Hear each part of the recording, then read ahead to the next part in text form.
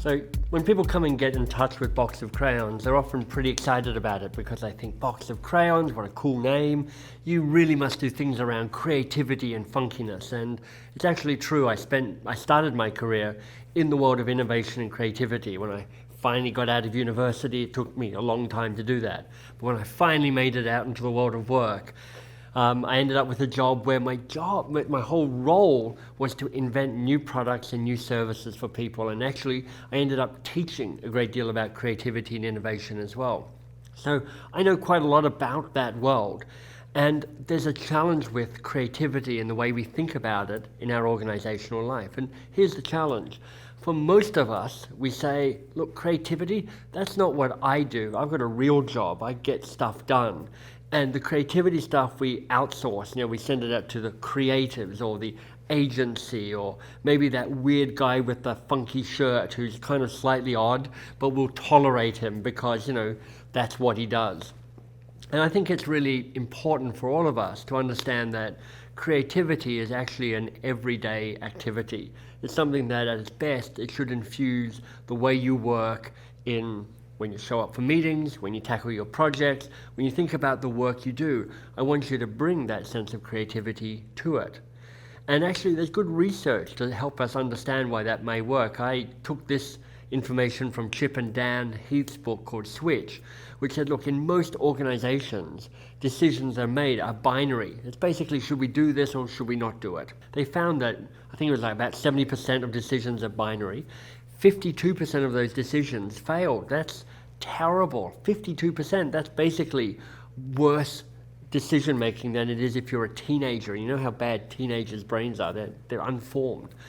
By simply adding a new additional thought, a new additional idea, a new additional possibility onto the table, the failure rate of those decisions dropped down to closer to 30%.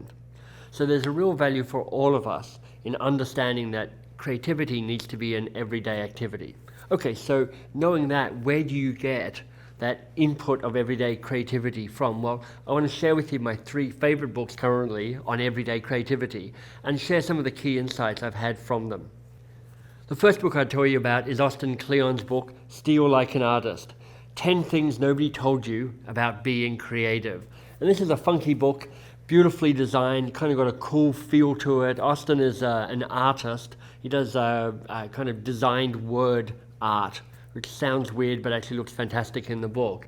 And I'll tell you some of the things that I love from his book are this. The first is, nothing is original. And I think that's such a powerful insight to bring to creativity, because when you understand that nothing is original, or as I heard somebody else say it, originality is just unacknowledged plagiarism, then you start to understand that you don't have this burden of coming up with the new idea. What you're really looking for are the ideas that are already out there, and how can you take them, steal them, adapt them, and bring them into whatever challenge it is that you happen to be facing at the moment. The second thing I really like from Austin's book is this, that the insight creativity is subtraction.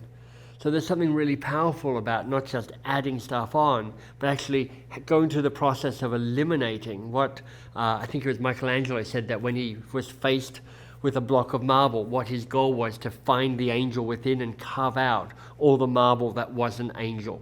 So too with creativity. I think one of the most powerful things you can be doing when you think about creativity is, what can we eliminate? In a world where often our work is kind of bogged down by complexity, finding simplicity within the complexity is a very powerful piece. It's where elegance lies. The second book I'd tell you about is from Twyla Tharp. And Twyla Tharp's book is called The Creative Habit, Learn It and Use It for Life.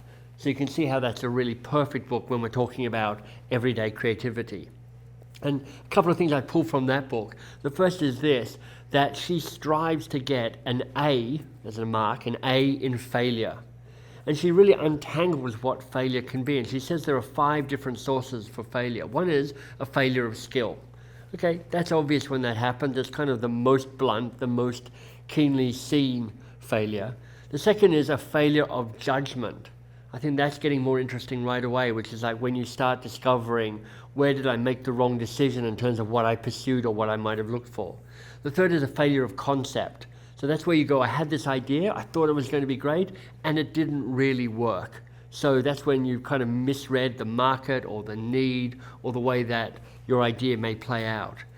And then the fourth failure, which I think is so important, is a failure of nerve. It's when you back away from taking the leap, when you start playing small rather than playing big. And finally, a failure of denial, or rather kind of a denial of reality. So that's a different sort of failure, which is when you refuse to see what's out there. And I think just understanding what those different sources of failure are, understanding that success, the journey to success is often through the valley of failure, but rather than just giving up and despairing, being able to locate the sources of failure and then go, okay, well, knowing that, now what do I do?